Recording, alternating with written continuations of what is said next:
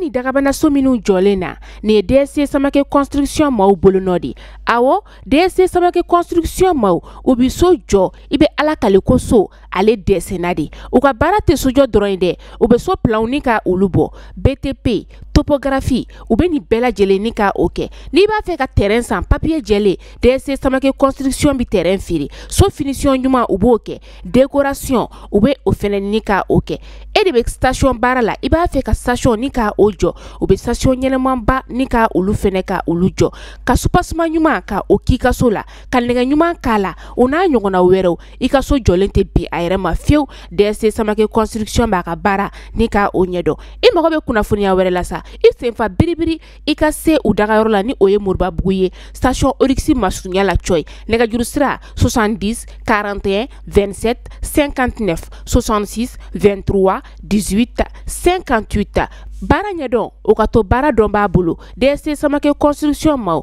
u b'u ka baara u b'a ɲɛdɔn.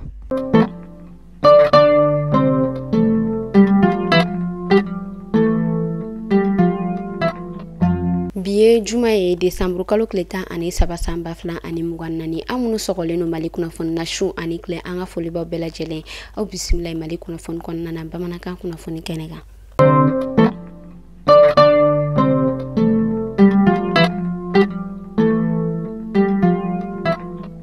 Kunnafoni daminɛna CEDEAO ale ka session ordinaire a yirala k'a fɔ o bolo dalen no ka bɛn kari natama Desanburu kalo tile 15 san 2024 o y'a yira k'a fɔ ɲinɛta o yɛrɛ kɔni kan ka bɛn a ta ko 65 ma min ni ale kan ka kɛ Abuja marabolo kɔnɔna na Nigeria ale capitale fédérale o y'a yira k'a fɔ u yɛrɛ kɔni bɛ ka ɲinɛta ale yɛrɛ kɔni sigi kumakan min kan o de ye ka ɲɔgɔn dalajɛ o yɛrɛ kɔni kɛ ni Mali Burkina ale ni Niger ye hakilina faniw kɔ olu yɛrɛ kɔni kɛ ka sanga ni u yɛrɛ kɔni ka hakilina di yɛrɛ kɔni kɔnɔna ye k'a lajɛ n'a sɔrɔ ni o yɛrɛ kɔni ka hakilinaw ni o yɛrɛ kɔni bɛna kɛ CEDEAO ale fɛla ye walima n'a a sɔrɔ a tɛna kɛ a fɛla ye.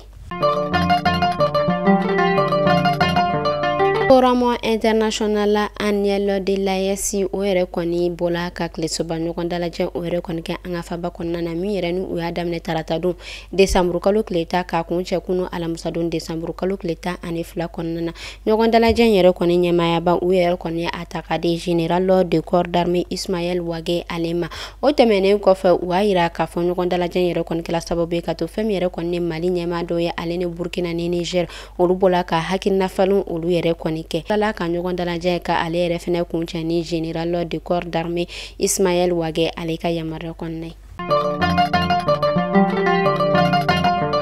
Kunu alamisa don Desanburu kalo tile 12 san 2024 kɔnɔna na Conseil national de transition CNT ma olu bɔla ka ɲɔgɔn dalajɛ o yɛrɛ kɔni kɛ salle Jeli Baba Sisoko kɔnɔna na kɛrɛnkɛrɛnnenya la CCB la ɲɔgɔn dalajɛ ale yɛrɛ kɔni ɲɛmaaya kɔni kun talen no ka di CNT ale ɲɛmaaba ma Maliki Jaw o y'a yira k'a fɔ u yɛrɛ kɔni kun bɛ ka ɲɔgɔn dalajɛ yɛrɛ kɔni sigi sen min kan sa o de u yɛrɛ kɔni bɔla ka kuma ɲɔgɔnya min kɛ kɛrɛnkɛrɛnnenya la Agence nationale des énergies renouvelables et des biogénéries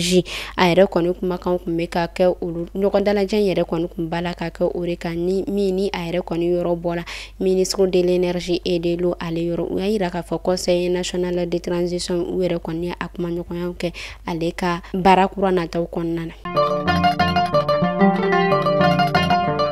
An bɛ taa Burɛm ka olu fɛ yen nɔ Burɛm marabolo ma olu yɛrɛ kɔni bɔla ka kunnafoniya o bila o y'a yira k'a fɔ nin wagati damadɔ in na fɛn min yɛrɛ kɔni ye balofɛn damadɔ ko o yɛrɛ kɔni sɔngɔ b'a la ka gɛlɛya kosɛbɛ u ka marabolo kɔnɔna na balofɛn min ni malo bɛ taa ni ko la saɲɔ ale ni farini o y'a yira k'a fɔ o sɔngɔ yɛlɛlen ninnu wagati damadɔ in na.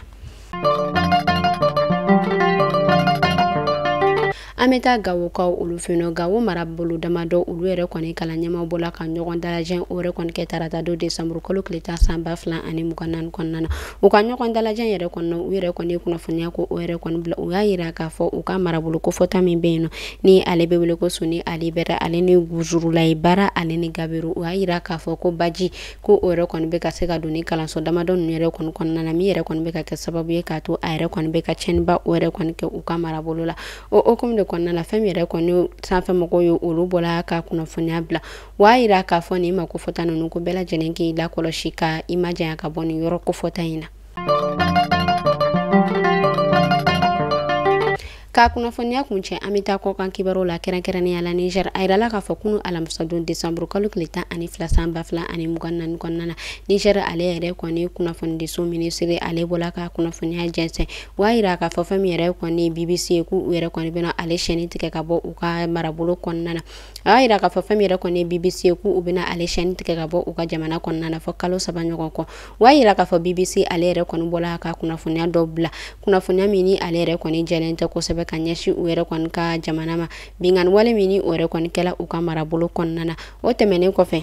u y'a yira k'a fɔ fɛn min yɛrɛ kɔni RFI ale ni France 24 ko olu yɛrɛ fɛnɛ tigɛla ka bɔ u ka marabolo kɔnɔna na ni ko suguya ninnu kɔni fɛ u y'a yira k'a fɔ fɛn min yɛrɛ kɔni France 24 ye ale ni RFI ko o yɛrɛ fɛnɛ ko u kɔni kɛlen don ko o chaîne damadɔ in fɛnɛ tigɛ ka bɔ u ka marabolo kɔnɔna na ka sababuya kɛ ni kunnafoniya sugu ninnu ye. Ni ne kun bɛ dasigi kɛ bi kunnafoni na an ka foli b'an lamɛnbaga jɛkulu bɛɛ lajɛlen Mali kɔnɔ fɔ Mali kɔ kan aw k'an bɛɛ sini ni Ala man ka jɔ an jɔ na.